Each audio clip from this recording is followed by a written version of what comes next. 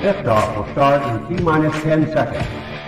10, 9, 8, 7, 6, 5, 4, 3, 2, 1. We have ignition. It's time! 17 seconds from Game 7 or from championship number 6. Jordan open. Chicago with the lead. Harper got a piece of it. It comes off. The Chicago Bulls have won their 6th NBA championship. Tying run at second, 2 out. Palmero over the head of Jenks. Uribe charges, throws, out! And the White Sox have won the World Series. To the far side around the 8-yard line to Hester. Under it and to the middle at the 15, to the 20, breaks free of the 25 to the 30, to the outside, 40, midfield, 40, 30 to the coast, 20, 15, Hester 5. Oh! Touchdown!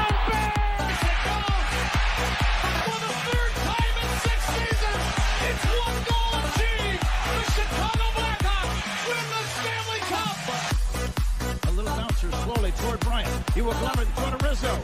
It's in time. And the Chicago Cubs win the World Series.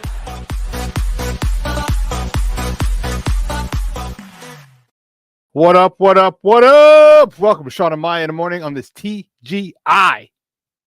It's rainy TGI. Mickey Ficky Friday. It's the weekend, baby. And I'm your boy, the SuperBack, Shawn Sierra. Thanks for tuning in. If you're watching us on Facebook Live, well, then I guess you found us on Facebook. If you're not following us on Facebook, what?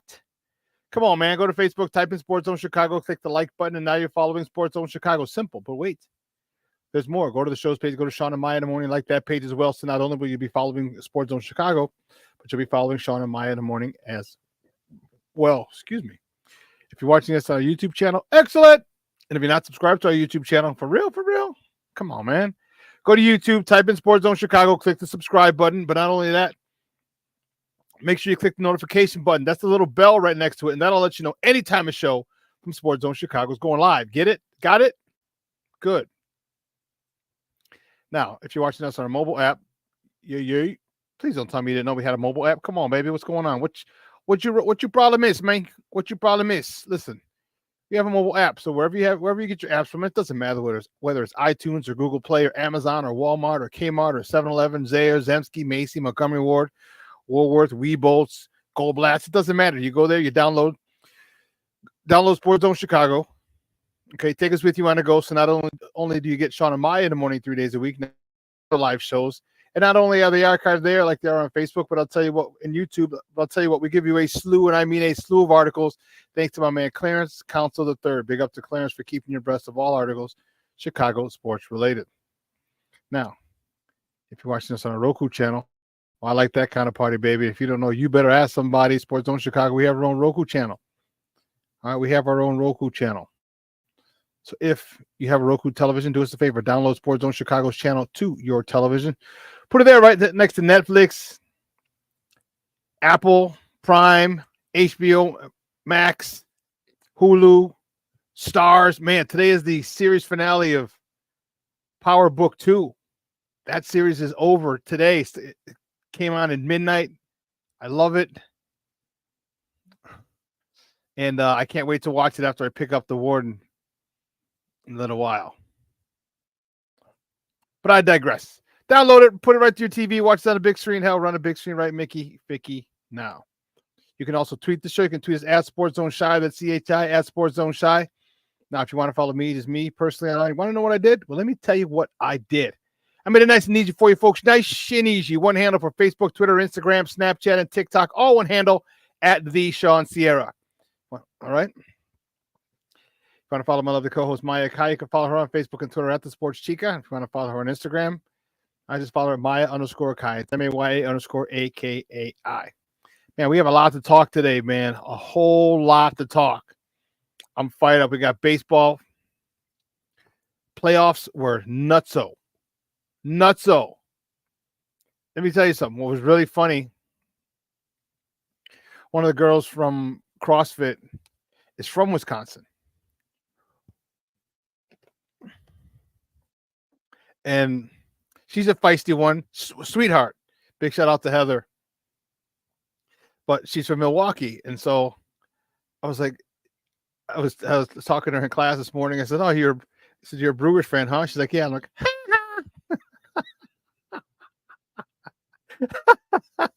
and she got pissed. She got pissed.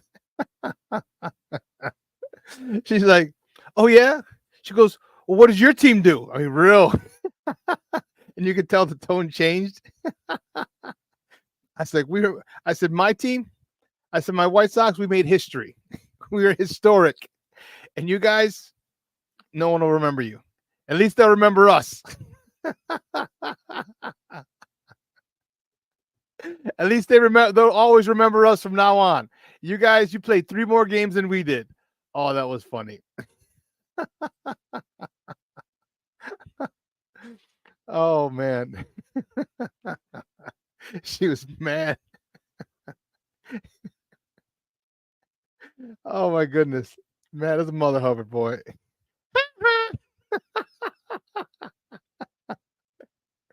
We got baseball to talk. That was crazy. We have some basketball to talk. The Bulls had their media day the other day. We're going to talk about that. We're talking hockey. Old school hockey.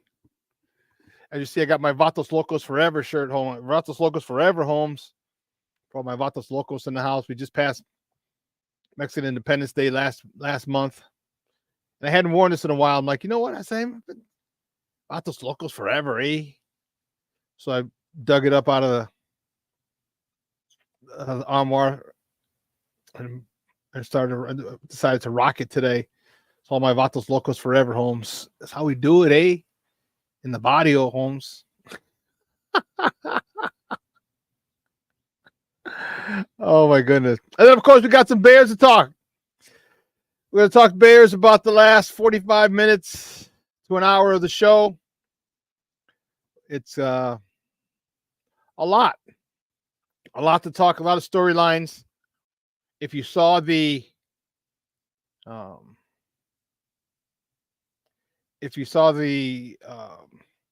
background or the thumbnail for the show, we're playing the Carolina Panthers, and we want to thank them for the gift, the trade that keeps giving. All right, because of that trade, we got Darnell Wright, Tyreek Stevenson, DJ Moore, Torrey Taylor, and we still have a 2025 second-round pick, so that trade will be over finally, for the Carolina Panthers. That trade will be over in the second round of next year. And if they continue to struggle like they're struggling, that could be a very high second-round pick.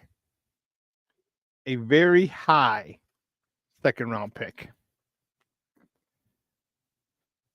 I'm not wishing ill on anyone. I'm just saying. It's calling a spade, people. Because right now, Carolina's 1-3. There are a whole bunch of other teams that are 1-3. New England, Miami, Tennessee, Jacksonville's 0-4. Oh, goodness gracious, great balls of fire. The Giants are 1-3. Carolina, as I said, Arizona, and the Rams. Ooh, we handled the Rams. Dude, they're talking about mutiny. New England. 1-3. My goodness gracious, great balls of fire. My goodness.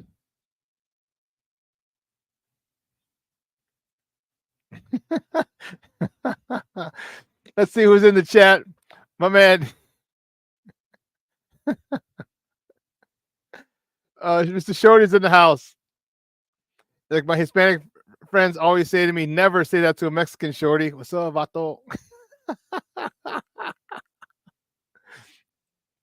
Let's see who else is in the chat, because the chat is jumping. Patty Lara's in the house. Good morning, Ma. Thank you for tuning in. And Jeremiah's in the house. Oh, my little man Jeremiah. How you doing, mijo? Thank you for tuning in. Shawn, it is a Mickey Vicky rainy. Yes, rainy Friday. Oh, and man, and I thought of you last night, Shawn. When I checked into my CrossFit class, I looked at the workout and it had burpees. I'm like, you son of a gun, Shawn. You son of a gun. Yeah. How them burpees treating you? Not good. So we had 21, 15, and 9, 30, 45 burpees I had to do today. Not good. Not good. And I thought of you. I was like, this son of a gun. Mr. Shorty's in the house. What's up, Papa? How are you? Thank you for tuning in. My man Armando Emeterio Lara Jr. He's in the house. What's up, buddy? That was pretty cool about Cola, huh? So a good friend of ours is an actor in Hollywood. Not famous, but busy.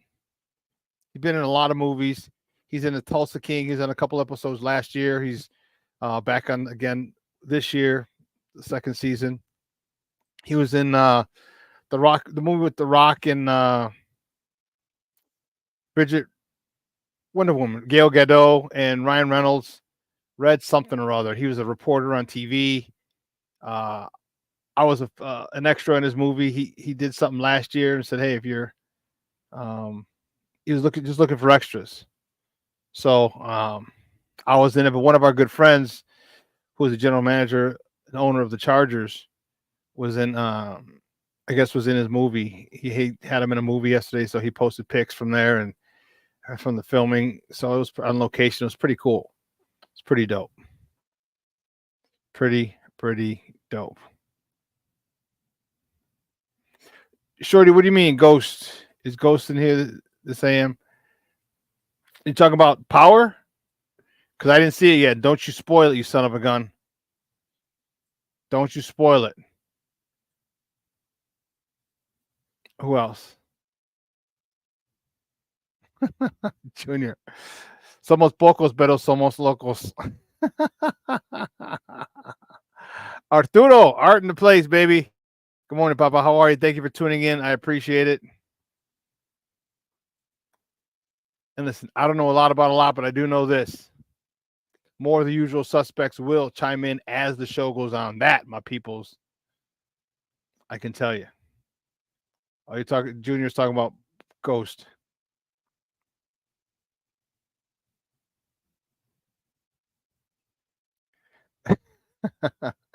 Oh, Junior said, I saw that me and Guy weren't friends on Facebook last night, and I changed it. Oh, good. Yeah, good. Guy's a good dude.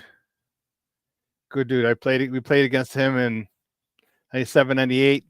He came over to us in 99.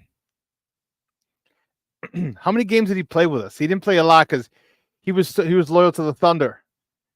And I think he didn't play like it was really weird. We were really territorial back then.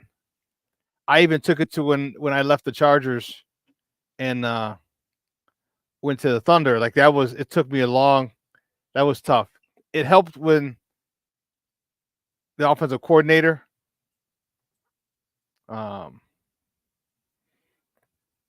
gave me 7 carries that whole year. Yeah. And then I went on to win MVP 2 years later. But I digress. Enough about me. Enough about me. Oh, my goodness. Yeah, good. Yeah, guys in Aus. His name's Gaetano Narduli, Italian. A guy. This guy. I got a guy. Who's got a guy? I got a guy. But listen, it was those were some good days, man. Those were some good days. And let's talk a little bit of sports. Do I want to start it now? You know, yeah, we'll start it now.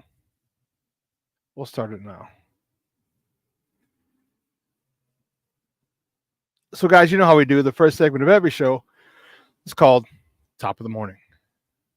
It won't come just when you want it.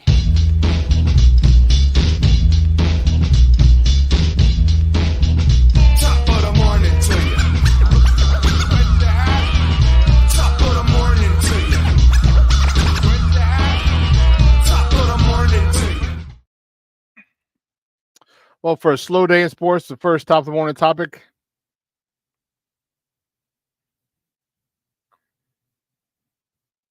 is this: no results, but the Blackhawks, they take on the Minnesota Wild tonight at the United Center. Is the last preseason home game for the Hawks.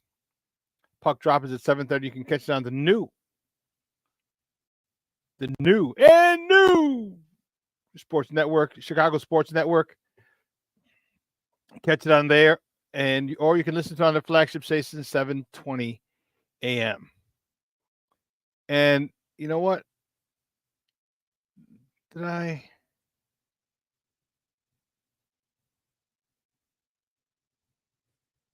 do that? What was wrong with me? I screwed up. I thought I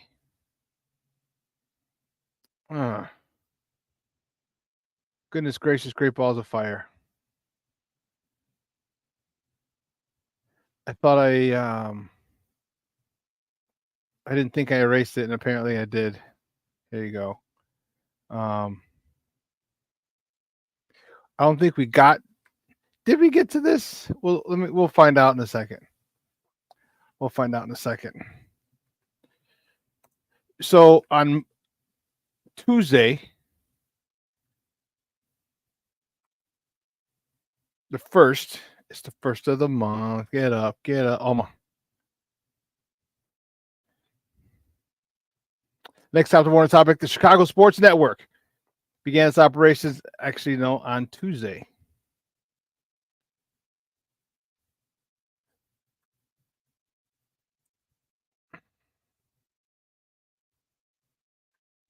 Yeah, they began their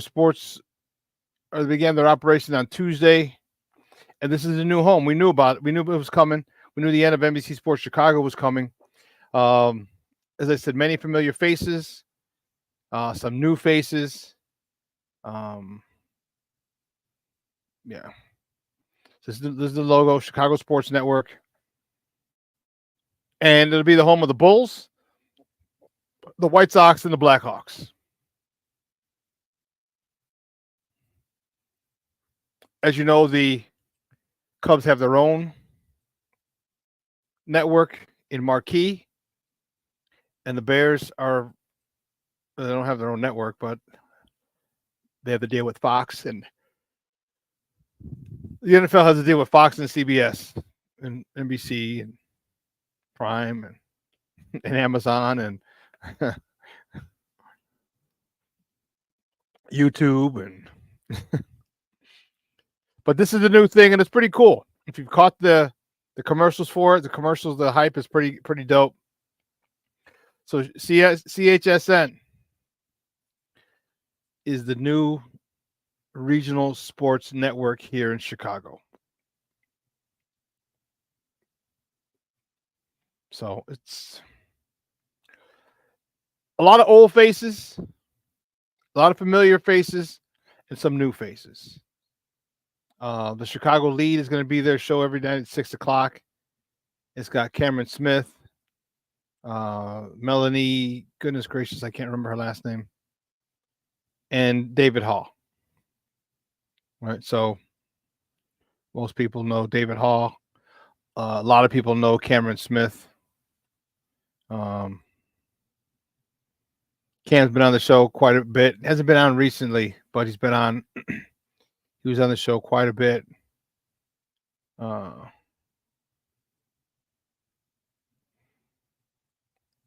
Yeah.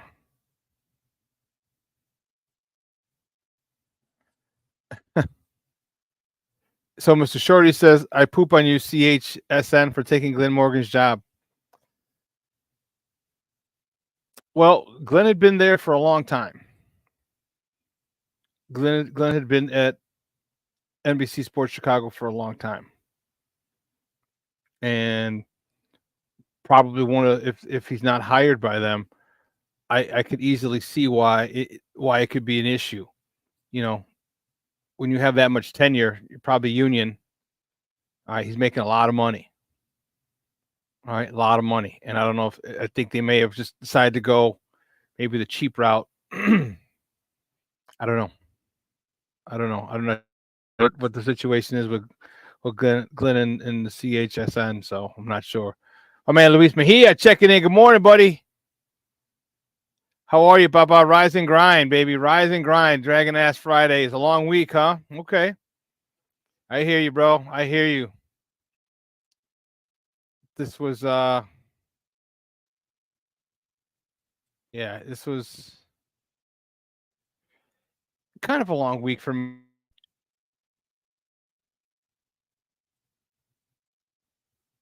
Oh, they did not hire bullshit. Yeah, I agree. But I said it could just be a financial thing, you know? My man King Booker World checking in. What's up, Papa? How are you? Plank is checking in as well. Plank is in the house. The Plankster.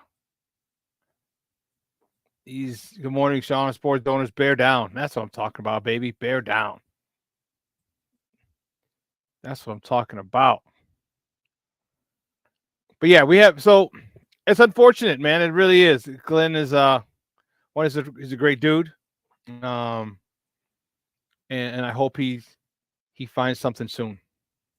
All right, I hope he finds something soon. Maybe with NBC. Okay. On the newscast. I don't know. We'll see. But best of luck to him, and hopefully he finds something really, really, really soon. So anyway. Well, listen. Let me see what we got next.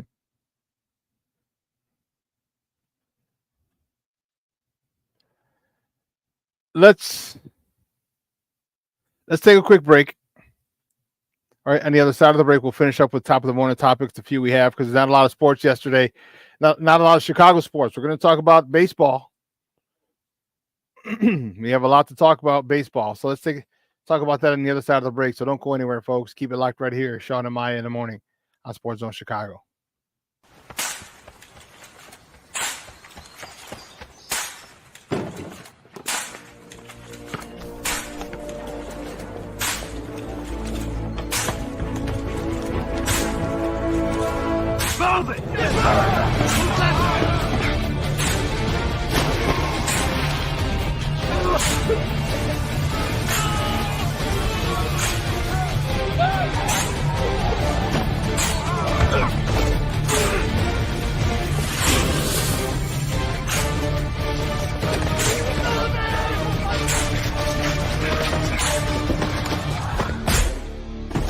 Many will hear the calling.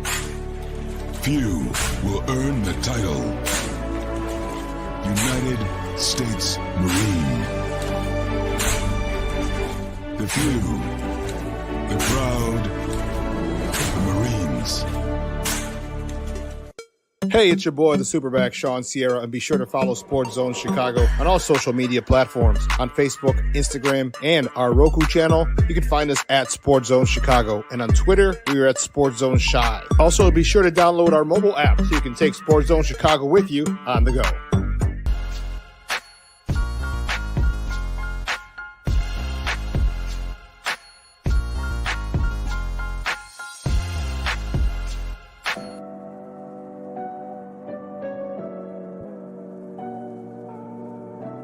How do you take care of your mind health?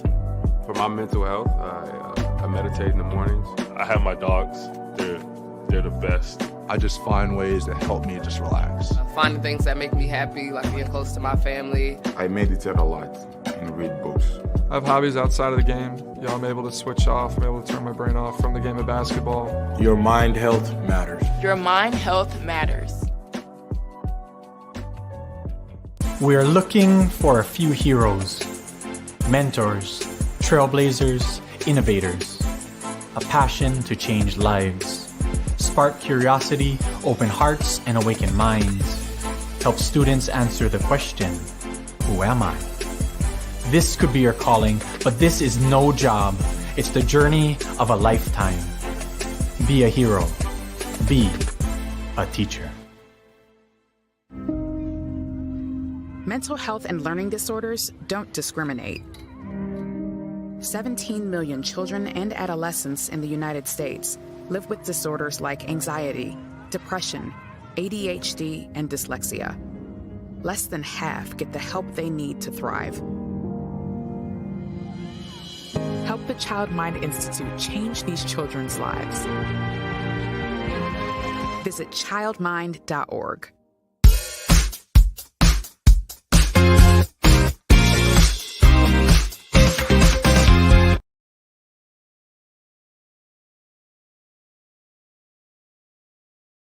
Off season like I have, you get to learn a lot about yourself and the company you keep. I have an extremely well support system, and I think that with everything that I learned, there's times you need to speak and there's times that you don't. I had probably how long until I talked to you guys? I was talking to you guys in February of last year. Whenever there's something that needs to be said, it'll come from Zach Levine or my representation. You know, there was a lot of thoughts and rumors, opinions about me, about the organization. So just know whenever it needs to come from me or them, you'll know it'll be from them. I think Rich talked one time, and this is my first talk time to you, so everything else you can take with a grain of salt. Welcome back to Shawn and Maya in the morning on Sports Zone Chicago. Those comes courtesy of the Chicago Bulls. And let me tell you, Zach came out a little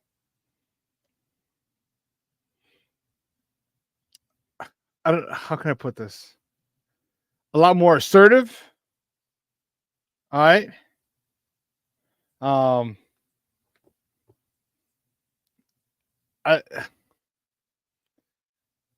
He came out very, it just seems like a little, like Zach's all grown up.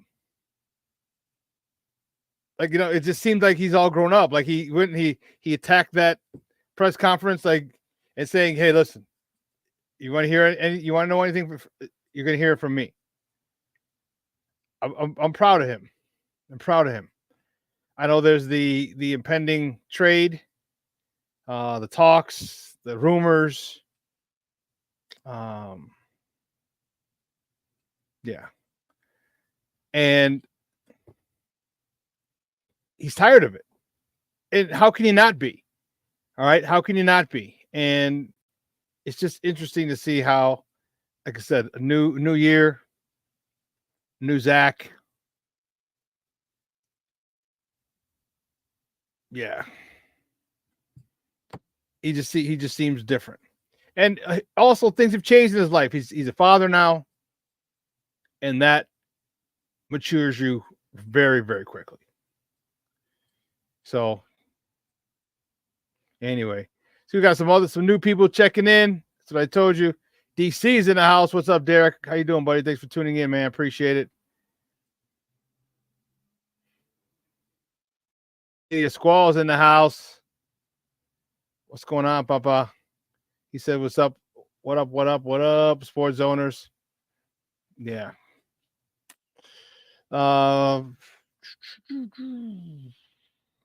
We got a couple more top of the morning topics we'll get into real quick. The next top of the morning topic: Chicago Sky Twin Towers, Angel Reese and Camila Cardozo were named to the WNBA All-Rookie team. All right, they were named to the WNBA All-Rookie team, and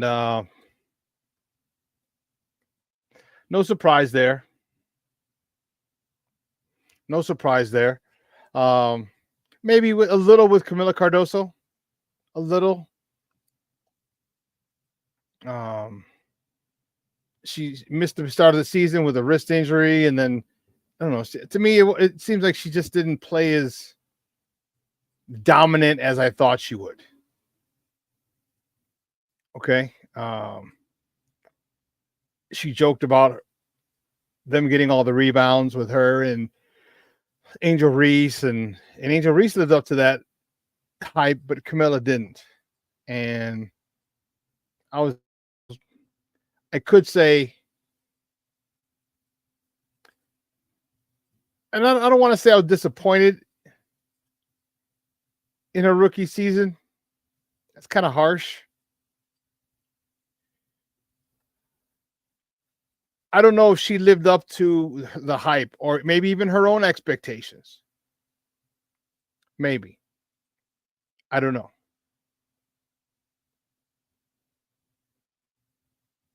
You know, I've talked about Camilla. You know, I said Camilla is a person I feel who needs to get in better shape. She needs to trim down, get a little more explosive. That'll help her at this level. And I don't know what remember I told you when you go from one level to when you move up a level from high school to college to pro, the most important years in your development are your first 2 years, specifically that first year. All right. And I know Camilla got, she was with Teresa Witherspoon was her coach last year and might have, pushed her, which is great. But who's going to follow that? Who's going to follow up? Who's her coach this year? That's the thing that I'm wondering. Who's going to be her coach? And, this is a very big transition year for her. And because if you remember, a lot of times people talk the biggest jump you take is from your first year to your second year. Well, what coach is she going to have? That lack of continuity it could be a big detriment to her. Because I don't know, did Teresa Witherspoon say, hey, you're going to have to lose weight in the offseason? You're going to have to tone up. What if the next coach doesn't think she does or doesn't realize that she does? And now you wasted another year. So I think that really hurts her. It really hurts her. And it sucks because I really want Camila Cardoso to do well. I think she is I think she can be a star in this league. She's got a phenomenal personality. I mean, once she's easy on the eyes, she's a beautiful young lady. Unbelievably talented.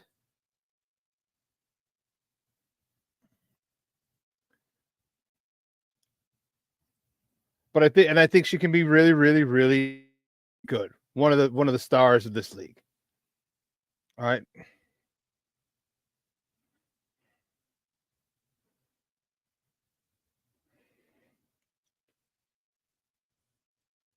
Oh man, Armando Jr. says, I still think the WNBA is killing itself with the hate of Caitlin Clark and Angel Reese. WNBA was jealous and petty towards them. You mean the players, not the league. The players. Yeah, but you have to understand. I get it. And it's tough. I get it because look, you're an established player in the WNBA, and people are coming and talking about these rookies, being the best thing since sliced bread, and you're sitting there saying, "Hey, I'm pretty damn good myself." And it's like any veterans always want to, make the rookies earn what they get. So I get it, but the situation is a little different here. Situation is a little different because with Caitlin Clark comes exposure, notoriety, and money. Bigger contracts, TV deals, which means bigger contracts for the players. So I know the average salary is $110,000 per player. That's the average. Caitlin Clark isn't making that. And she was the number 1 overall pick. Our girl Angel Reese and everybody, none of the rookies are making that. I think that's the issue. And I think a lot of the WNBA players were a little jealous because these players came in with money. They came in with money. So you got girls coming in who are making more money than you just on their endorsements alone. Not a lot of endorsements for WNBA players. Not a lot of endorsements before this year. Okay. And when you get these girls, I mean, Caitlin Clark had a couple mil. Our girl, Chi-Town Barbie, came in with a couple mil. And then NIL money. It's easy. And let's be honest. Caitlin Clark's a beautiful, beautiful young lady. Okay, coming in with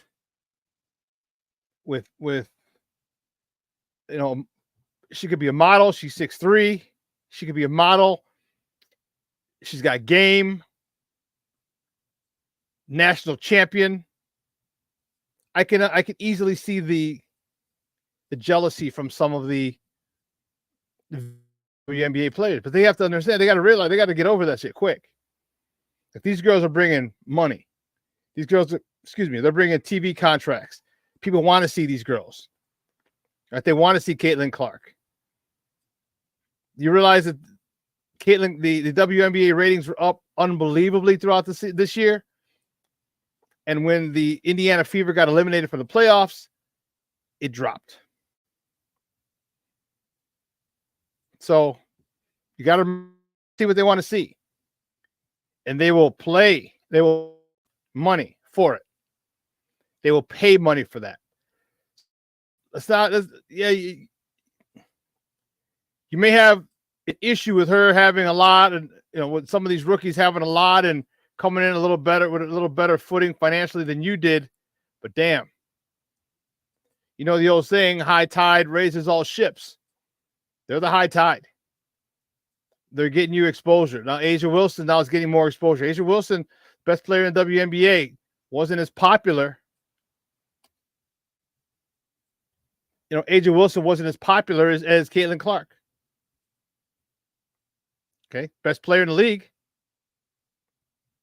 People weren't selling out to see Asia Wilson. I can damn sure guarantee you that. Guess what? Not only were they selling out to see Caitlin Clark, they're moving games to NBA arenas and selling out. Not only they're moving them to NBA arenas, 18, 20,000 and selling out. So that jealousy you have, you better get over that shit quick. Because the more people that see these games, the more you get exposure. The more people can like your game and fall in love with your game. The bigger your fan base, your fan base can become. Social media, you can start making more money because now your social media's following increases.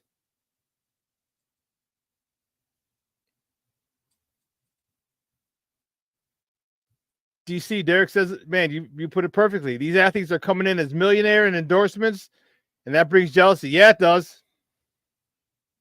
Easily bring petty jealousy amongst these ladies. Easily. So, but they need it. We've been saying it. Get over yourself. What these girls are doing is benefiting everybody. And make sure you take advantage of it. When you play the Indiana Fever, when you play, make sure that you show out. When you know there's a lot more eyes on you because of who you're playing, make sure you show out. All right, get out in the community. Do more things because the WNBA is super popular now. It's really popular. And the way you got to ride that wave. Got to ride that wave. Get out in the community. Get to, some hospitals, do some charity work there, autograph signings. Be out and about, be visible. Don't lose the momentum that Caitlin Clark and Angel Reese and those girls have created in the last couple of years. Because it started in the college ranks and they're bringing it now to the pro ranks. So don't lose it. Stop the jealousy. because you're going to be eating better because of these girls. So you may want them to prove it. You may not like the fact that they have all this money and whatever the hell it is you don't like. But guess what? You're still going to benefit from it. So take that with a grain of salt. Because, I mean, I don't think you're going to get back any of the extra money you're going to make, are you? I don't think you're going to get back any of the endorsements, the new endorsements you make because of these girls, are you? Truth be told, I'm not going to lie. I didn't even know what Asia Wilson looked like before this season. I didn't know what she looked like.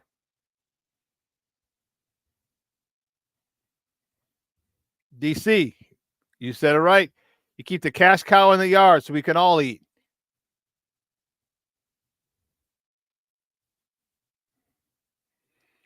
You know, like I said, I had no idea what Asia Wilson looked like. She's the best player in the league. Best player in the league, hands down. Luis Mejia says same thing. He says being jealous ain't gonna get no one paid. You just need a ball. They do.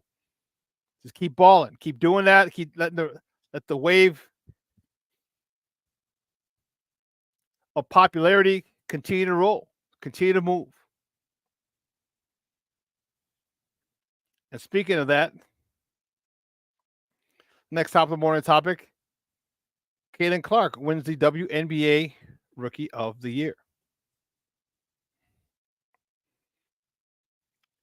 There was a lot of talk about it should be a co-rookie of the year early on during the season, actually the middle of the season, toward the end of the season, before Angel Reese got hurt. And people said, well, she set records in scoring and this and that. And I'm like, okay. But Angel Reese did something that's pretty damn good with 15 consecutive double-doubles. All right, a streak that she broke. Yeah. That was pretty tough, too. Not get it twisted. Angel Reese is no joke. Angel Reese is no Mickey Ficky joke.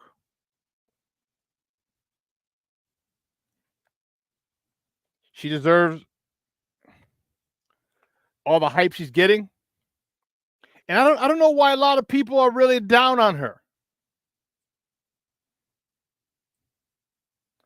I don't know why, everyone talks about, oh, she can't make a basket, she can't do this, and they don't like her style isn't fluid and smooth.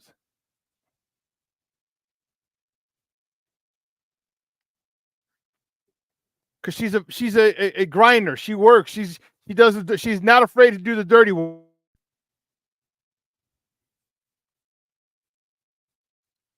King Booker World says, y'all better appreciate them girls. They're taking y'all from Tang to Cristal.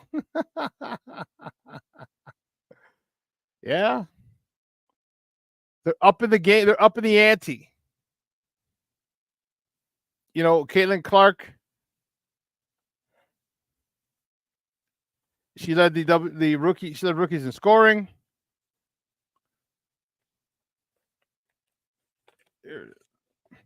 She was one vote shy of the unanimous Rookie of the Year.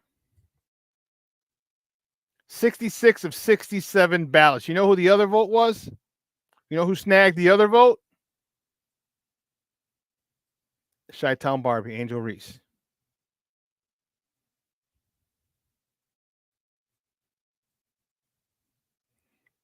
So when I talked about, I said the Fever led the league in attendance at home and on the road. They averaged 17,000 people at home.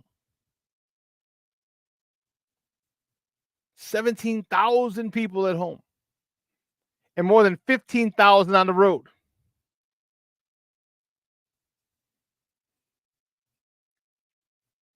That's insane. That's insane.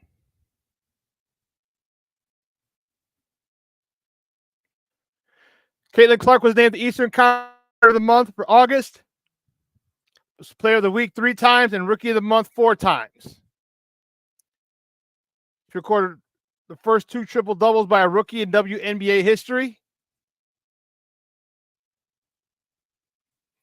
She set a league single game record, league record, with 19 assists and became the first rookie to have at least 30 points and 10 assists in a game. Caitlin Clark is no joke. She's no punk. I don't have a problem with this at all, especially after Angel Reese got hurt, especially. And on the all-rookie team, Reese, Camila Cardoso, obviously Caitlin Clark, LA Sparks, Rakia Jackson, and the New York Liberty's Liani Fibic were the other two. So they are this new influx of WNBA player is dope. And the thing I love about it is they're marketing them as women. All right, because let's be honest, the WNBA has a long history of being lesbians and butches as well. Not lipstick lesbians, butches. And so now you see the Camila Cardoso, Angel Reese, Rakia Jackson, Cameron Brink. Cameron Brink plays for the Sparks. You see now what the WNBA is doing. You see on Instagram.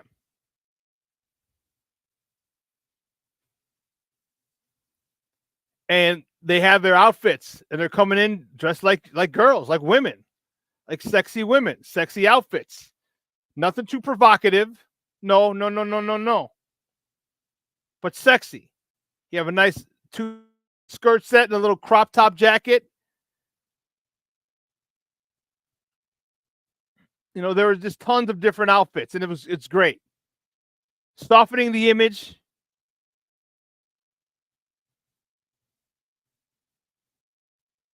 But they're marketing them as women.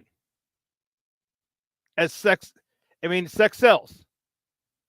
As beautiful women, as sexy, beautiful women. And whether you like it or not, learn to deal with it because, as you know, sex sells. But the crazy part about it is they're not just using them they're not marketing them as sex objects. They're marketing them as sexy women. And the great thing is that they can play ball big time. That's the great part.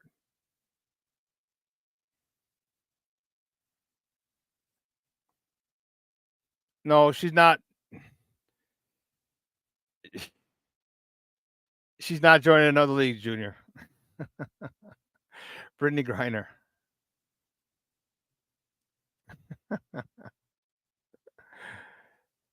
So Cornelius said he thinks that Caitlin should have been unanimous Rookie of the Year. I can't argue that. But I could also defend the fact that that Angel got one MVP vote for Rookie of the Year. I mean, not MVP, Rookie of the Year. I could also argue that point too. Both things can be right.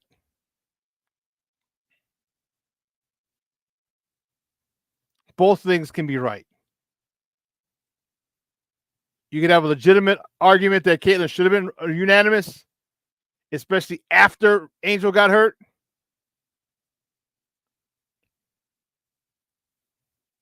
But up to that point, man, they were talking about remember co-MVPs, a Rookie of the Year, co-Rookie of the Years. Remember that? And I was like, make it co. Make it.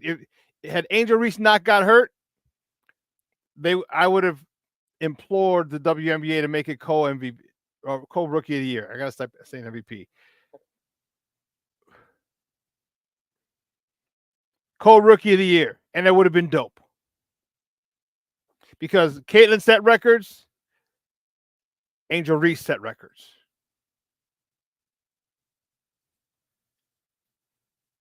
I'm just saying. I'm not saying. I'm just saying. I'm not saying. I'm just saying. So we're going to take a break, and we're going to come back. We got a little baseball to talk.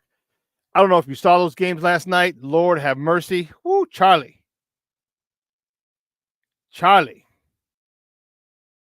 That was dope. That was dope. We'll talk about some of the baseball games and then finish up with some Bears talk. So don't go anywhere, folks. Keep it locked right here. Shawn and Maya in the morning on Sports Zone Chicago. Hey, it's your boy, the Superback, Shawn Sierra, and be sure to follow Sports Zone Chicago on all social media platforms on Facebook, Instagram, and our Roku channel. You can find us at Sports Zone Chicago, and on Twitter, we are at Sports Zone Shy. Also, be sure to download our mobile app so you can take Sports Zone Chicago with you on the go. Time out. How are you feeling right now? Happy? Excited? Angry? Overwhelmed?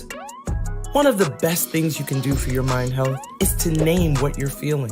It can sharpen your awareness and help you talk about your feelings with someone you trust. Here are 3 questions to ask yourself. Where are your thoughts right now? In the past, the present, the future? Do you notice any sensations in your body? Is your heart beating fast? Is there a flutter in your stomach? Or are you fully relaxed? What do you need right now? Time with others?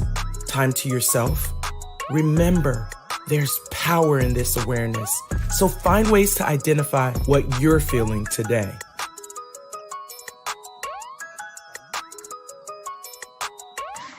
Hi, guys. Hey. Hi, Megan. Hey, Jessica. Megan, you're a tramp. Ryan Fitch told me you guys made out. Everybody knows. He said your breath smells like garbage. And he almost puked. He says you're the most desperate girl he knows, besides your mom. How many boyfriends does she have anyway? Lots? Your makeup makes you look like a clown. That zit is huge, zit face.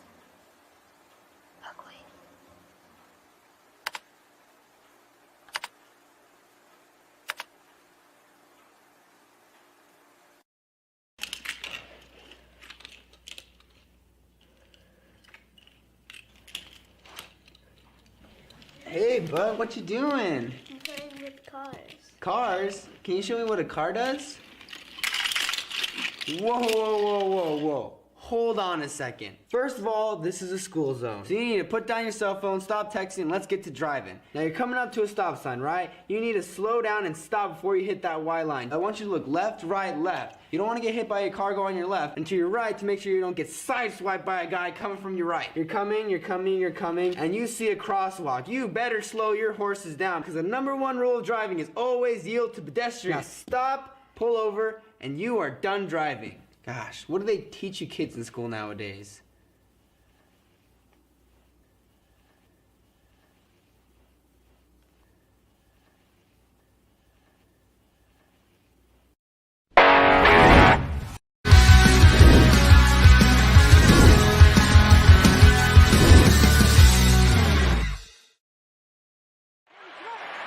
Rams bring an extra body. Williams protected. Williams to the back of the end zone for DJ Moore and a touchdown. Their first connection together. A little disjointed on that mesh point. Williams will deliver to Swift in space. He stumbles but picks up enough to move the chains and a first down. Whatever the corresponding play is to his team, he wants to be able to check. That's a heck of a throw and a great play by Cole Kmet, who had a bunch of those. Stretch for that football. And now the tempo again as Swift gets going. There goes DeAndre Swift for his first Chicago Bears touchdown.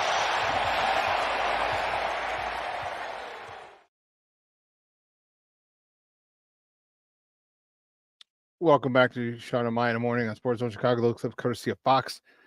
Fired up. Got me fired up, baby. Got me fired up. But we're going to put that on hold for just a quick second. We're going to talk a little bit about baseball. Dude, that was nutso last night. Whoo, Charlie. I was making fun of, I told you, I was making fun of one of the girls at CrossFit. They freaking hate me. and she got the New York Mets and the Milwaukee Brewers went to a rubber match yesterday in Brewtown. All right, in Brewtown, and let me talk to you about one of the guys that is not going to get a lot of hype or a lot of love for his performance yesterday, for the way he played. But let me tell you, Jose Quintana, man. Jose Quintana was extremely, extremely impressive.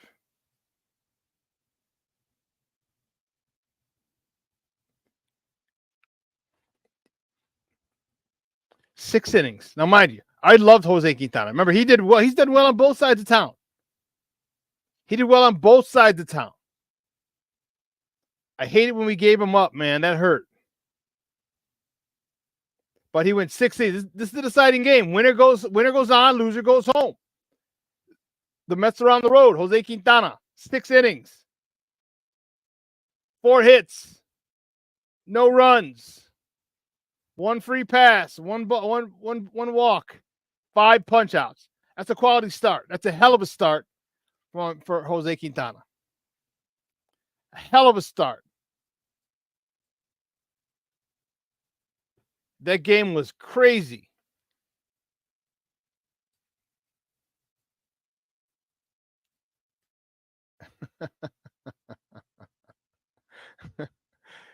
That game was crazy, and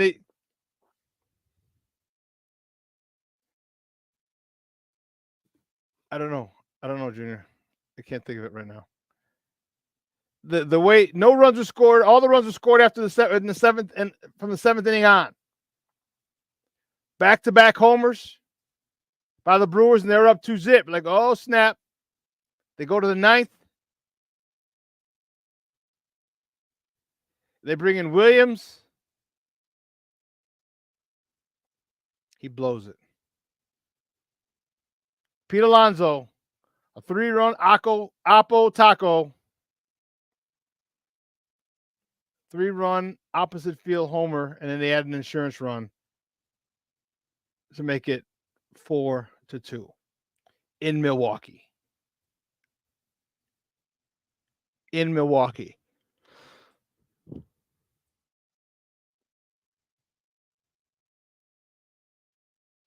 It was amazing. This is why we love this is why Cub fans were so pissy. Because your most recent Chicago baseball team to make the playoffs. No, I don't think the Sox recently. But we weren't going anywhere. The most recent deep run to playoffs. And the excitement of playoff baseball is awesome. The excitement of playoff anything is awesome. But playoff baseball, man, one pitch changed the complexity of that game, or changed the game. All right, you miss a spot as a pitcher, someone takes advantage of it, boom, you're done.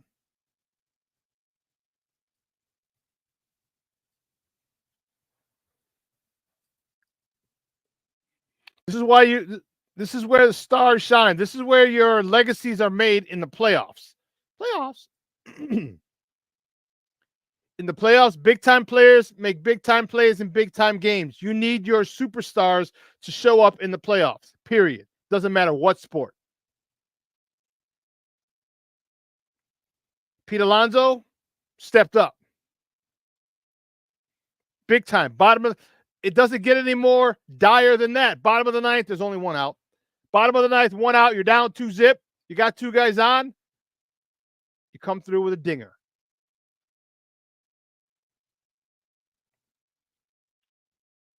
Come through with a dinger.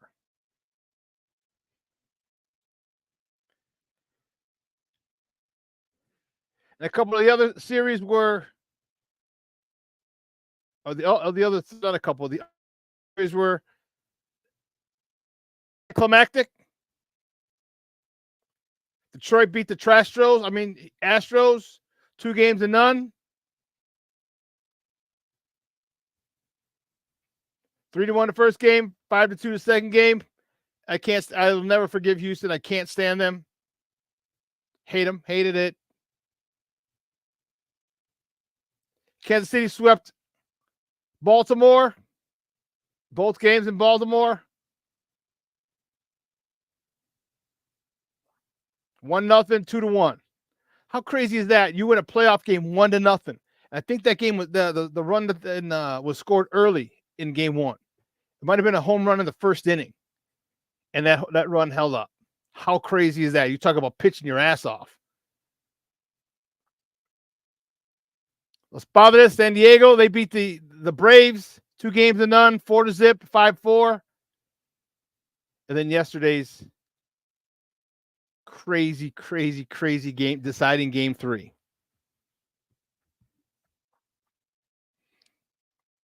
I love baseball. Not a lot of people do. There are still some people who like it, and some people don't, because it's a slower game, but a lot of people love it because that's how you bond with your parents. All right, a lot of times that's how fathers bonded with their sons, with their daughters. You go to a baseball game, you get a beer, get a hot dog. You're in the sun, you're talking, your kids are out enjoying it.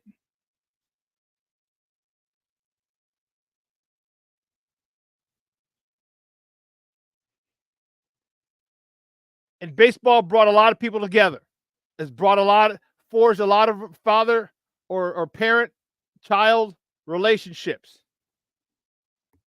Father-daughter, father-son. In my case, mother-son. My mom used to take me to Sox games. I was very fortunate. My mom was an athlete growing up. She played softball, basketball, and volleyball. Shorty, you're a damn fool. He said, you just sparked my taste buds with a baseball game hot dog. Oh, man. And it's fun. And it was called America's pastime for a reason. All right. There weren't a lot of other sports. Okay. It was, I love baseball. I love the strategy in it. I love everything. And since I became a student of the game, maybe like 25, maybe 30 years ago, when I was in my early 20s, that's when I became a student of the game. And the reason I did was I was very fortunate to have, we've had good announcers here in Chicago. Steve Stone's one of the best. And whether you liked him or not, Hawk Harrelson was another one. I know he told tons of stories, but his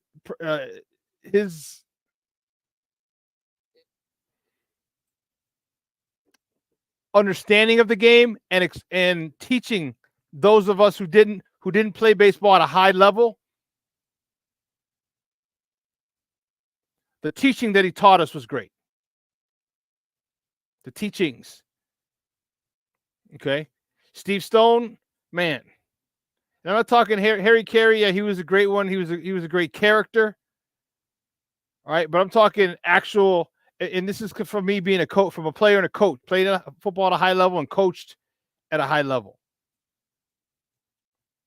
So for me, it'll be different. It's just, I love the strategy. I love when, with baseball, it's pitchers. All right. And Hawk Harrelson would always tell me there's a big difference between 1-0 and 0-1. And how that's magnified in the playoffs. And you start to understand it, and you start to see it, and you're like, oh, well, and then you wonder why people get so pissed when a pitch is called a strike and it's not a strike. Like, man, you just gave the advantage to the pitcher for a couple of reasons. And that is what I love about baseball. In the playoffs, every single pitch counts. And the further along in the playoffs you go, the more important each pitch is.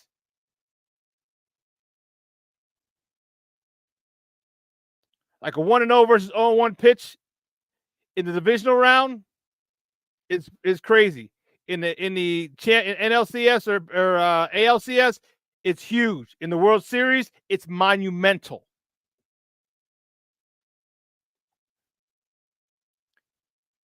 And that's what I love about baseball and these games. So now the wild card round is over. The Yankees take on the Royals. The Yankees have obviously the home field advantage, excuse me. I think 2 games 1 and 2 are in New York, 3 and 4 if necessary are in Kansas City, and game 5 if necessary is back in the Boogie Down Bronx. The Guardians at the Tigers, nice little Central Division matchup. Guardians have home field, first 2 in Cleveland, next 2 in Motown, and if necessary, back in the land.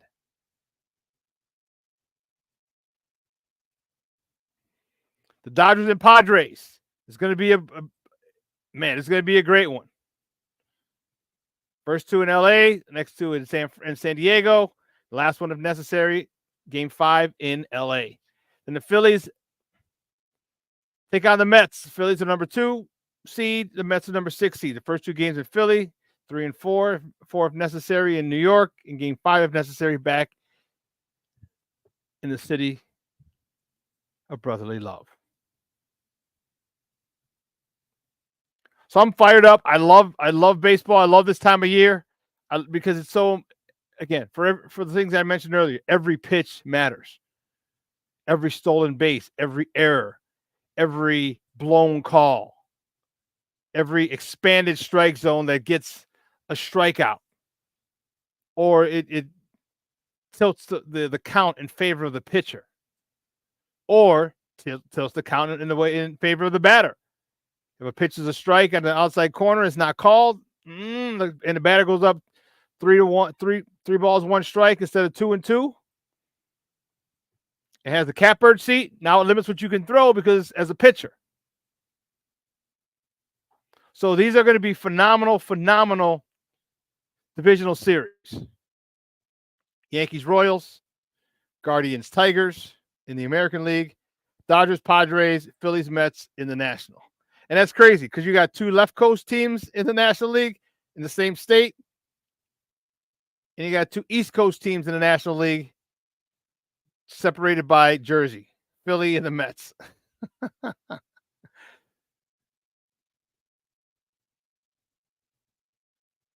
AL Central. How about that? How about that? 3 teams in the divisional series. Are you freaking kidding me? The Royals, the Guardians, and the Tigers all made the playoffs, and the White Sox, well, they made history.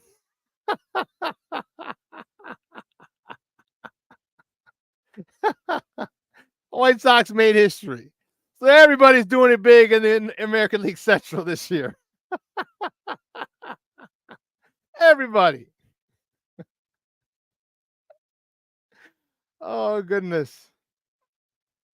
But, man, it's a fun time of year. And this is why Cub fans, you want your Cubs in there, and White Sox fans, we want our White Sox in there because you don't know what can happen. Crazy things can happen.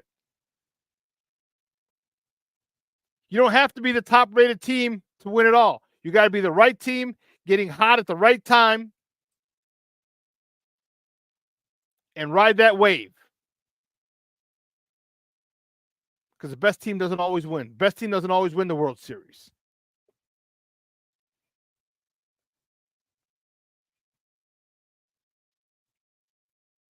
And that's why they play the games. And that's why they have series for baseball and basketball and hockey. Because very rarely will a team who's not better win a 7-game series. Very rarely.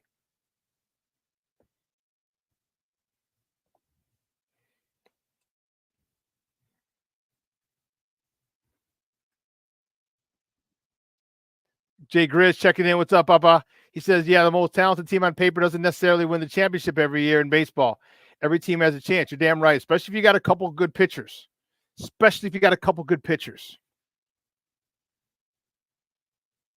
You know, you got a couple good pitchers that can hold teams at bay.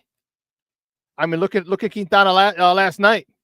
6 innings of shutout baseball, one walk, 4 punch-outs. Come on, man! In a deciding game,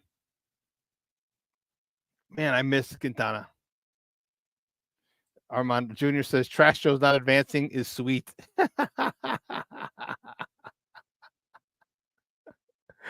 Yeah, I will never forgive them ever.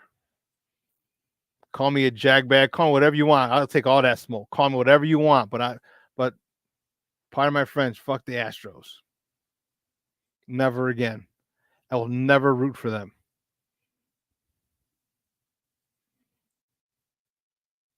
Even if they have to win to advance the White Sox, I won't root for them. It's just, and I know it's hypocritical because I like Pete Rose.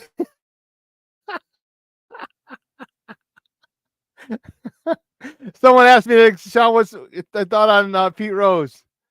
Was that Luis? Luis says, Shawn, what's your thoughts on Pete Rose? I think he should be in the World Series. I mean, in the Hall of Fame. I think he should be in the Hall of Fame. You know, you did your time. You did your time served. You did it. You're out of baseball for a while. And I said, to me, is this in a nation of second chances? Why not here? Why not here?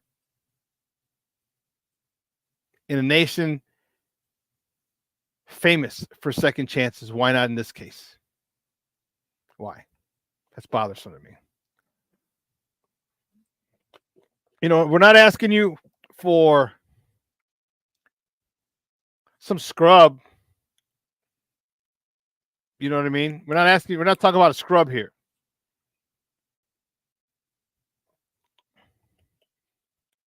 We're talking about a guy who has the most hits in the history of Major League Baseball. We're talking about a guy who known as Charlie Hustle. Played baseball the old school, the right way, so to speak.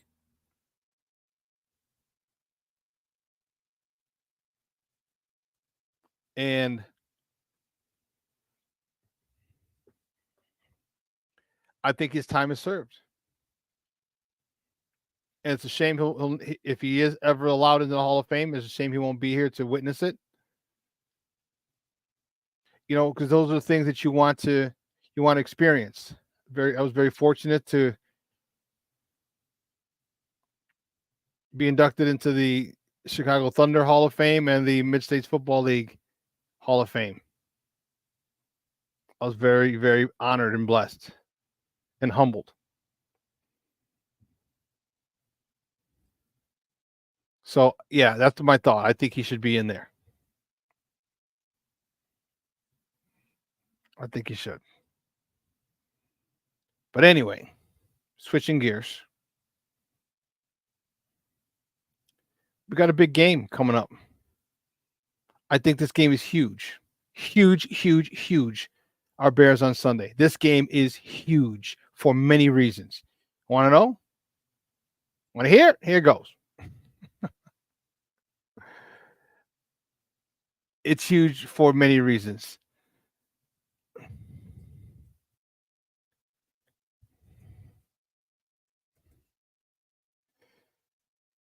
Confidence in the offense and in Caleb.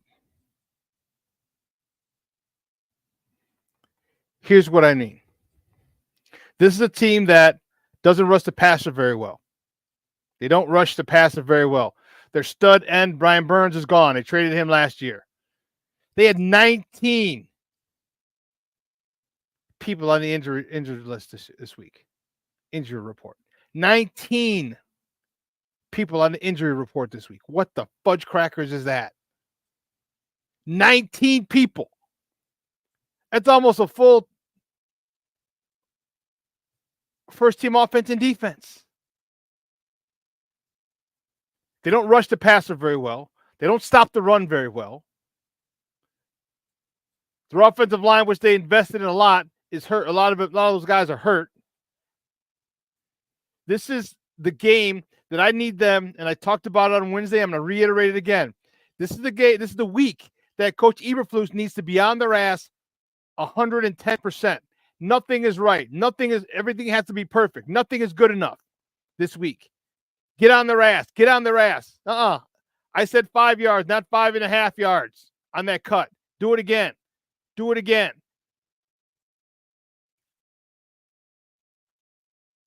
When you have teams like this, teams that are they're basically just piñatas that you can beat the hell out of. You must take the same approach. You must give them the same respect that a championship caliber or a playoff caliber team gets. And you go in there like a machine, and you continue to score. You continue to take the ball away, and don't stop until the final whistle blows or until the coach says we're done. Let's take a knee, or we're not. No more stunts, no more blitzes. Even then, you can still pick the ball off and you can punch the ball out, and scoop and score. But that's what this team, the confidence in this offense needs to rise to the top. This team doesn't cover well. This team doesn't rush the passer well. Caleb should have time. With that time, we need to see Caleb throw the ball all over the field. The connection that he has with DJ has got to be on point. He's got to reestablish a connection with Keenan. Got to be on point. He's got to throw the ball all over the goddamn field on Sunday. In minimal throws. Don't just because this team sucks doesn't mean you got to throw the ball 50 times. You give me some Kirk Cousins numbers. 28 of 36. 28 of 36, 300 plus yards. God forbid 400 plus, but man. And you spread it out to 6-8 receivers. Remember I told you these first 9 games. Okay, 10 weeks, 9 games. Or when this offense needs to get their act together, needs to get that consistency in, needs to get the familiarity down. Because when they start playing their schedule from weeks 11 through 18, the last 8 games, man, there's no joke. You got your division. The Packers are 2-2. Minnesota Vikings are undefeated. The Lions, the returning division champs. The reigning division champs, I should say, not returning, the reigning champs.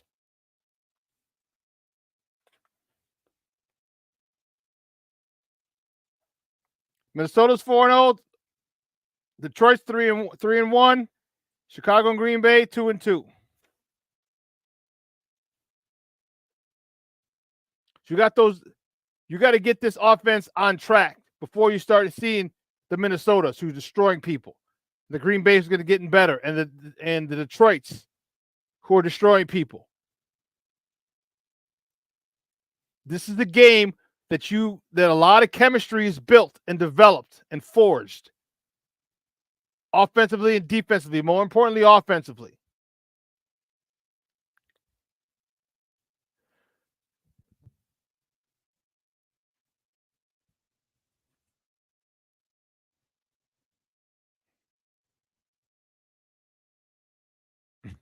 Shorty, forgot our offensive linemen like to lay down and make grass angels.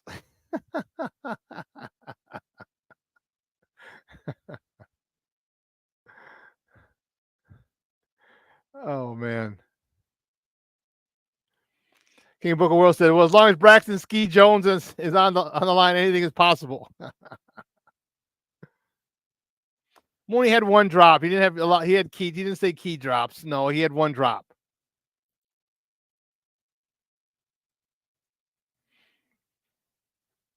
But this is what I want. I need this offense to get in sync. I need this offense. Excuse me. That's what I mean. The confidence is offense in Caleb. I need Caleb to start gaining some confidence in himself. You can see he's not fully confident. He's not the same. He doesn't have the same level of confidence that he had at USC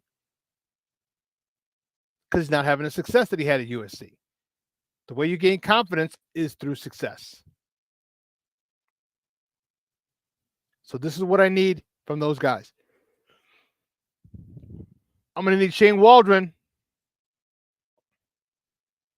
Okay. I'm going to need Shane Waldron to have a day.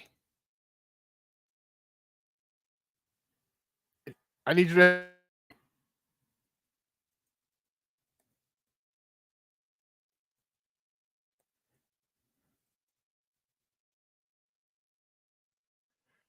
We need you, Shane.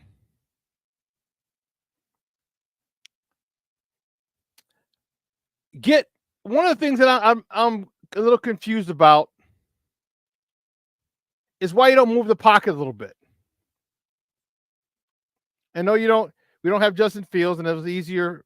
Justin likes to get out on the edge and run if possible, and this guy doesn't like to run as much. And that's cool.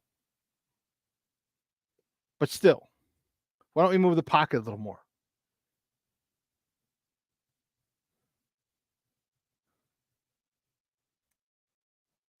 I don't know what the hell that was, Shane. I think Shane has to have a good game. And here's my thing. I think he will, because I've watched him evolve and adapt from weeks 1 through 4. I've watched the evolution of Shane Waldron with this personnel, and I like it. He just needs to keep evolving and adapting. And you see it in the players. You see it in Caleb. You see it in his play.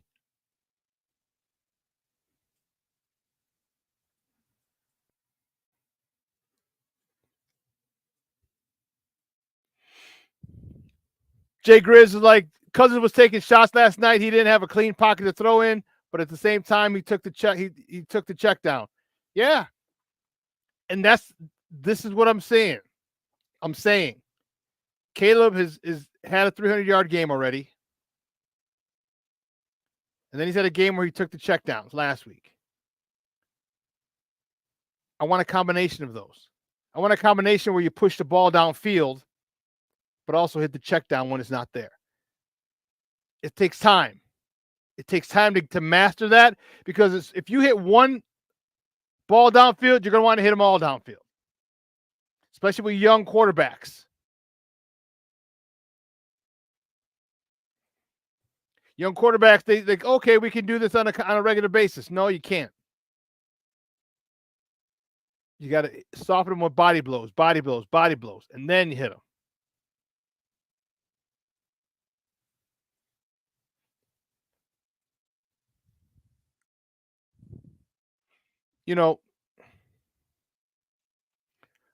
Junior says, I saw something last week after Swift scored on his run. Try a period, dude. Waldron was sitting and talking with Caleb and Swift came over and said something to both of them, and Waldron smiled, and he looked like he needed what Swift said to him. Okay.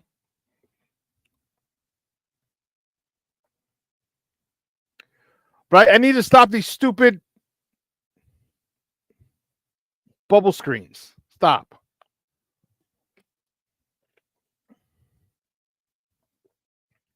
All right, are you going to get DJ Moore involved down in a vertical passing game? Give him a curl, give him a slant, give him a dig, give him a deep in, give him a comeback. Stretch the field with who you have, and not all the time.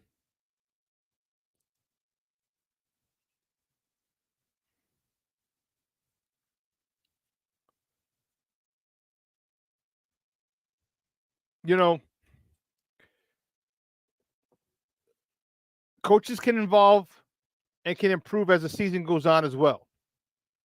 And Waldron needs to do that. Waldron's a veteran. Doesn't seem to have an ego. And if he doesn't, which is great, excuse me,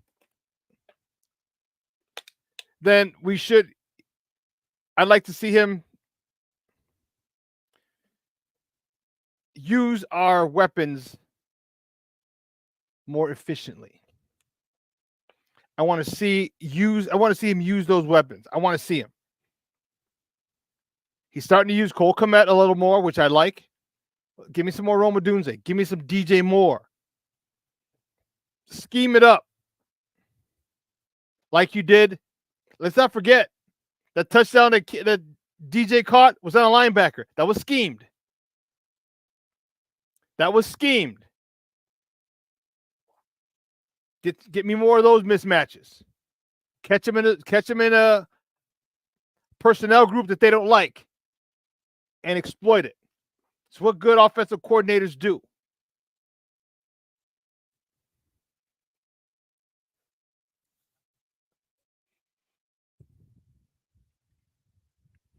I'm waiting for, and I'm wondering when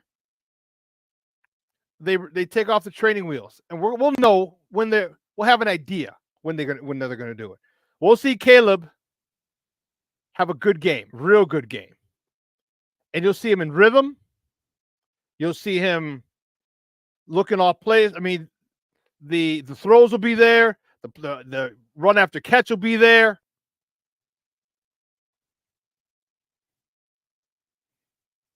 You see the offense run efficiently. Blitz pickups will be there. He'll get the ball out. Hot reads will be there. We'll see it. And I think at that point is when they take the training wheels off. I can't wait till they take the training wheels off of Caleb. I can't. Can't wait. That's going to be crazy.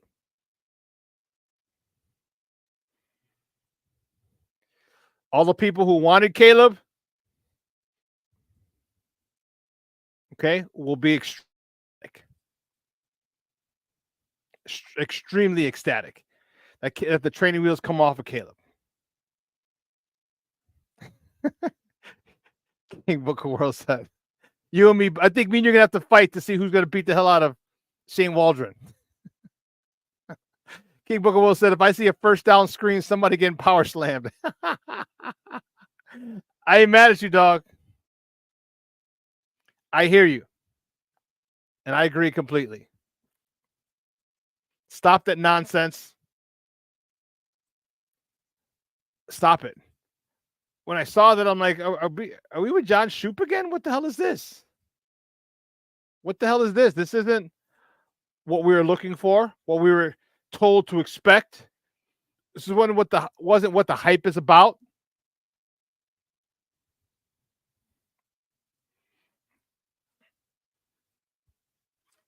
Shane Waldron needs to have a great day calling plays.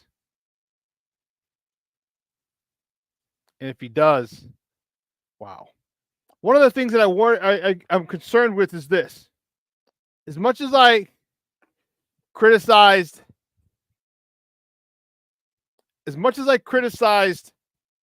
Shane Waldron, Luke Getsy, let's be honest. His first 15 were good, really good, every week. He just couldn't make adjustments. His first 15 scripted plays usually led us down to a score. Usually led to us scoring on the opening drive. Either one, 7 or 3. But it usually led to points on the opening drive.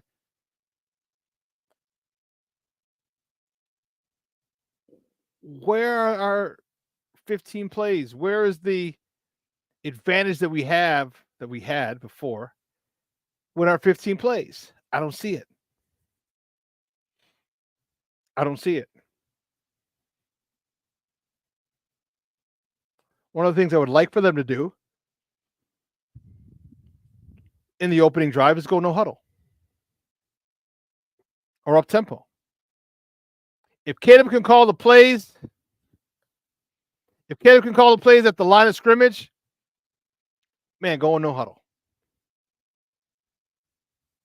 Or at least a hurry up offense. Get in the huddle, quick huddle, boom, boom, boom, boom. Because Caleb has a wristband now. He's wearing a wristband. Okay. And they're telling them the color and the number. Crazy idea. Blue 27. All right, boom. So he'll look at blue. He'll find a blue block of plays. Number 27. Read it off. Boom. Get out of the huddle. Get in. Get out of the huddle. Because you might be able to catch one of those. Catch them in a personnel change, especially if we don't change personnel. If we change personnel, we're gonna have to wait for them to change personnel. They've been doing it. They did it a couple. They've been starting doing it for the last. Done it for the last couple of years. But if you don't change your personnel, and the defense tries to change their personnel, catch them. Catch them. Catch them in the middle of a personnel change. Have too many men on the field. Have a blown coverage. There's a lot that can go right or for us or wrong for an opposing team if you're in the middle of a personnel change and the ball snapped quickly.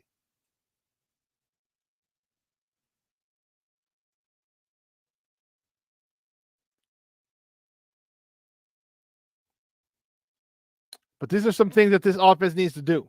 These are some of the things that they need to work on, because I know not a lot of people are happy with Caleb's production. Everybody's looking at Jaden Daniels and like, oh my God, we should have had him. His season should be Caleb's season. Everybody develops in a different rate. All right, we all develop at different rates. So I'm not going to say Jaden Daniels' season should be what Caleb's season is. I know most people would like that. They'd like for that to happen, those numbers, and see him hit the ground running.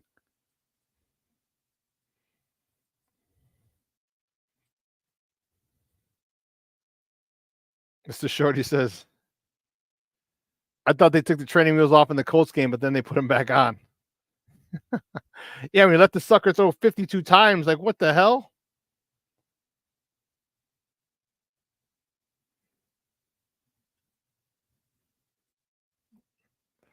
King Booker Will says, wait until folks realize that Jaden Daniels only throws to the right.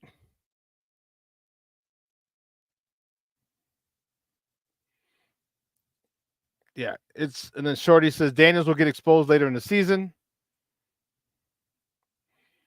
Caleb's the one learning a 100% NFL offense. Daniels is still rolling his college plays. Well, yeah, Cliff Kingsbury. Cliff Kingsbury said to the contrary. Shorty, that was he addressed that, but let's just wait and see.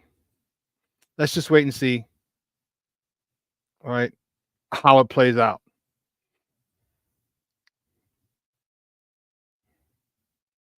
Yeah, no, he said it. Yeah, in post game, because someone talked about. I know Coach T kept replaying it because people were arguing with Coach T about that, and he kept playing the clip from Cliff Kingsbury.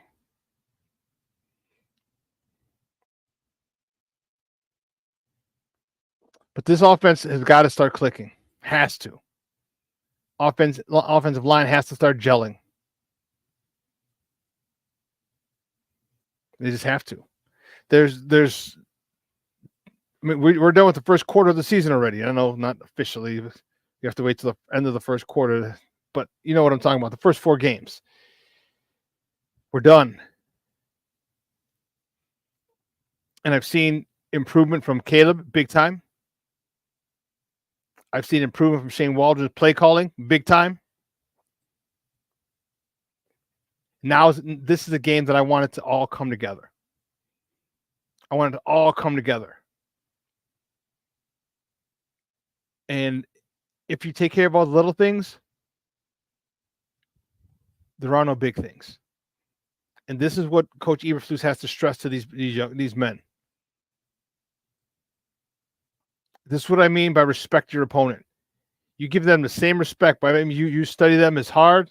You don't take that for granted. You work on those, on techniques and moves and counter moves. You work just like you do against a deep playoff contender. All right? That's how you prepare for them. Be respectful.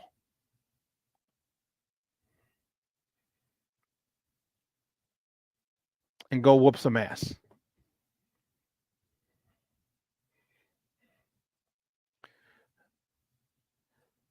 Mr. Shorty says, we talked about this last night. Guys are getting open all the time. Caleb just needs to master the offense. Yeah, well, he's a rookie. And all you people who wanted Caleb, okay, you got to wait. You got to wait until he is able to master the offense. It doesn't happen in 1 year. Doesn't.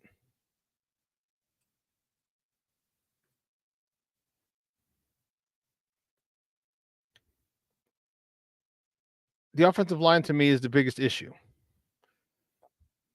Excuse me. And although they did a good job last week of opening holes for Roshan Johnson and DeAndre Swift, I was pretty happy. I think if you're able to run the ball this week, everything plays off of that. I think the Bears need to establish the run more so than anything. Because if they can't stop the run, they ain't stopping Jack Spit. Hate to break that to you. They ain't stopping Jack Spit. And that's what we want. All right, look at this picture we had.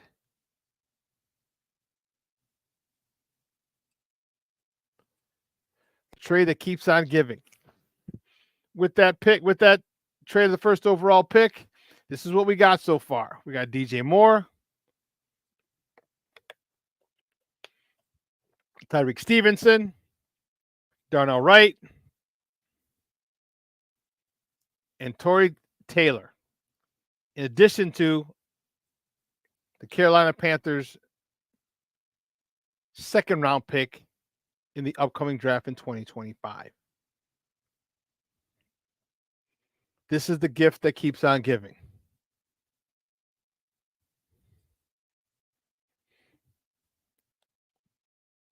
But this offensive line, in my opinion, had a good game. You run the ball the way we did, and you allow. But I need better protection. I don't understand what the protections. What's so difficult? They're running simple TE and ET stunts, and the Bears are getting blown up by them. I have no idea why. No idea why. One of the things I also want to see is his defense.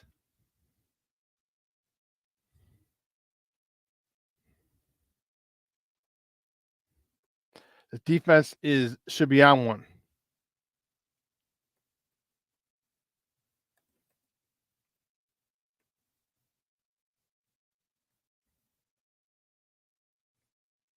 So hold on. Here you go. The defense to continue to dominate. Again, you're going up against Andy, the Red Rifle Dalton. Much different quarterback than Bryce Young. This guy's got these Panthers. They won a game. So this guy has gotten them believing. And this is why you need to take their heart out first series. All right. First series. Give me a 3 and out. Give me a pick. Give me a forced fumble. Give me 3 and outs most of the game. But Andy Dalton's not a guy that you can overlook or take for granted. You see how much improved the offense is with him in there. The guy's been around the league for a long time. He's seen a lot. There's not a lot you can do that can fool him. So instead of fooling him, how about run right through his ass? Make him see some ghosts.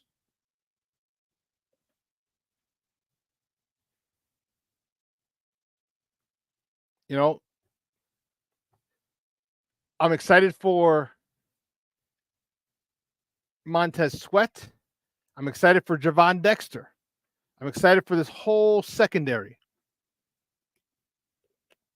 I'm excited for DeMarcus Walker, Austin Booker, Andrew Billings, Because this is a game where everyone can eat.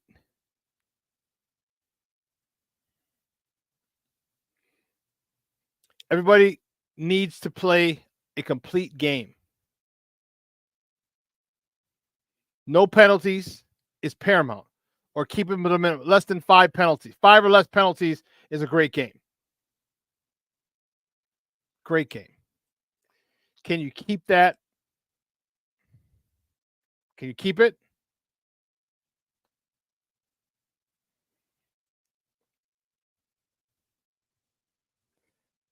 King Booker Will says Taylor gets 2 sacks again. From your lips to God's ears, Papa. From your lips to God's ears. Let me tell you, I will take it.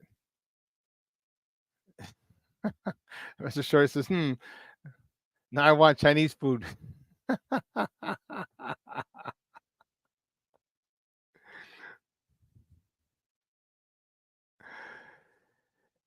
This is a total this should be a total domination. And if it's not, my focus immediately goes to Matt Eberflus. Immediately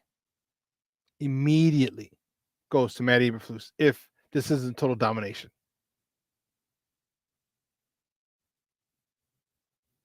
Because then you're not believing in his principles.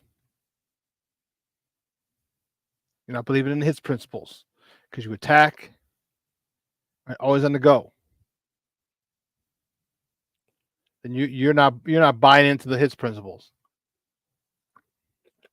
I like to come on Monday and say, hey, I'd like to say a blowout win for the Bears. Blowout victory Monday. Blowout Bears victory Monday. That's what I'm looking to come back to you guys on Monday with that title. With that title.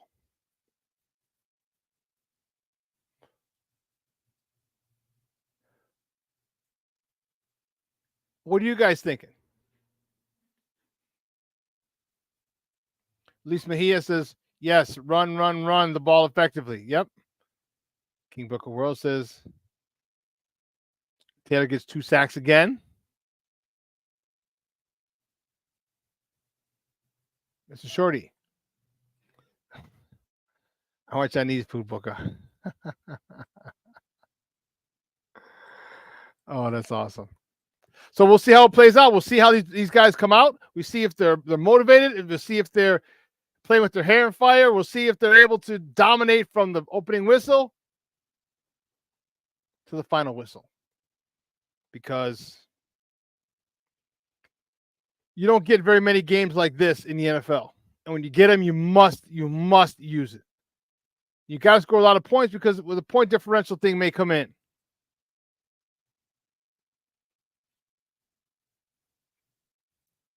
So we're going to see. We'll see if this team comes fired up, comes focused. We'll see if this team is disciplined. We'll see if this team is ready. If they're not ready, then I think that seat starts to get hot. Coming in hot.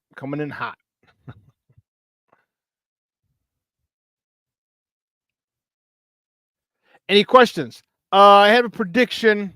Prediction? Pain. Let's see something.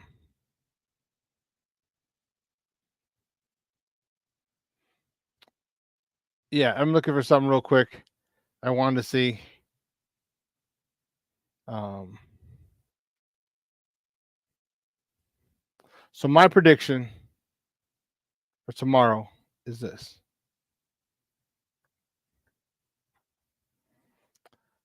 I think Carolina kicks a lot of field goals. I think our Bears come to play.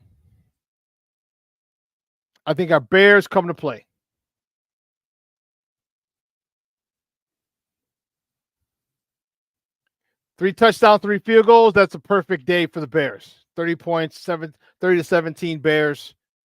I think it's extremely doable. And I'm hoping we're able to unleash this offense and come out of our shell.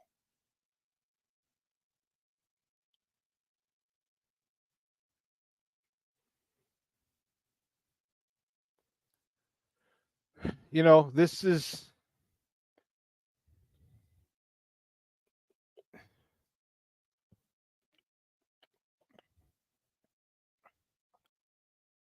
okay, Cornelius, you say 31-10. Okay. I got 31-17. I think a touchdown gets let up late with 9 field goals or 3 field goals. 16. What was mine? 31-17. Okay. 2 tutties and a field goal. Yeah, that's what I'm expecting. I'll be disappointed if it's not.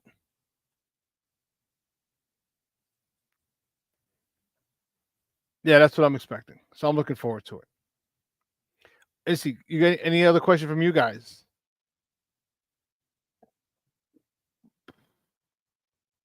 Cornelius said, with Caleb's continued improved game management and the defense, this should be a blowout. Bears 31-10.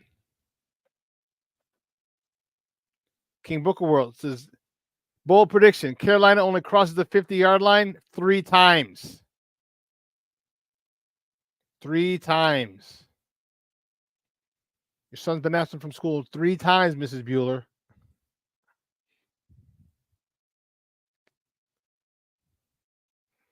Shorty says, score prediction 20-6 for me. I assume Bears.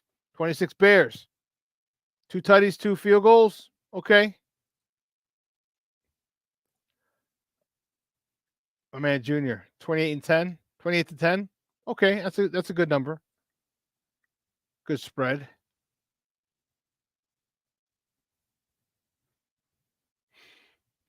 Let's see. I'm reading what you guys got. Mr. Shorty says, I can't predict 30 points yet. Okay. I just see it coming together. That's why. I see it coming together. I see it coming together rather nicely as well. King Bookwell, I don't know if I put yours up. 31-9. It's coming together nicely, and I like it. I like it a lot. I'm wondering when things change, and they are going to change, and they're going to go back to their normal ways. Well, yeah, let's see if Shane Waldron can get this scripted first 15 out and doing damage like the last offensive coordinator. Let's see if he can do that. Marshawn Wallace, 38-16, Bears. Okay. Okay. All right. Well, cool. Listen. Any other questions you guys got? Let me know. All right. I'm going to be excited about watching this game. I'll be excited about seeing these guys in action. Mr. Shorty says, I wish I was going to this game. Yeah, me too. Larry says, Patty says, have a wonderful day, weekend, everyone. Yes. Awesome. Awesome. Oh.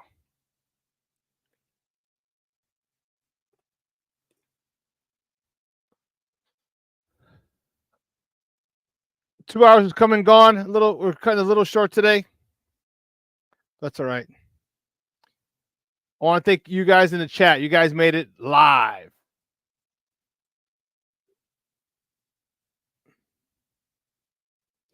Mr. Shorty says, I'll be driving to Florida all damn day tomorrow, then getting ready for Victory Sunday. Oh, you're still in town, huh? Why didn't you reach out, dude? Could have gone and got Italian beef. Got, like we have time, and next thing you know, boop. All day tomorrow. See? So, though they have a new system, and a lot of people aren't getting their credentials like they did before. So we're still trying to work a couple alternate avenues to try to get that. Oh, sorry, Shawn, I forgot. I'm back in the ATL right now. Would have been great to grab Italian beef or a double cheeseburger, a smash burger, or some tacos. Never go wrong with tacos, ever. But man, it's going to be fun. I'm glad you guys gave me your predictions. I gave you mine. This should be a Bears win easily. Should be. If it's not, we got a big problem. Cool. Yeah, Shorty, next time you're in the shot, hit me up for sure. For sure. This should be an easy win, relatively speaking, for the Bears. So we're going to find out. We're going to find out on Sunday. A lot of questions will be answered.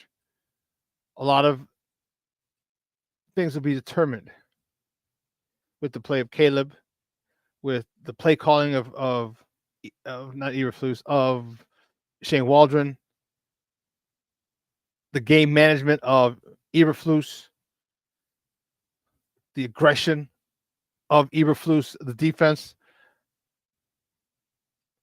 Ooh, Patty says 28-14 Bears. Okay. Okay. Yeah, it's going to be a great game. So, guys, it's going to be a beautiful day out. What's it? Mid-70s? Double check. It's going to be a beautiful day out there. If you're going to the game, man, enjoy it.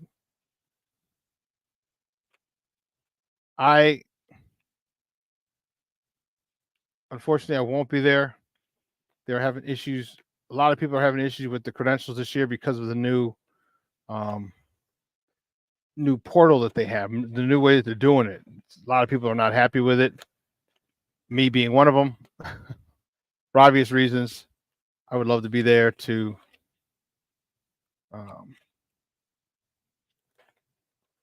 here we go. Oh, wow. Okay, Sunday, 75, early chance of rain. There you go, Patty. Yep. 75, early chance of rain. They'll have the field covered, so it'll be fine.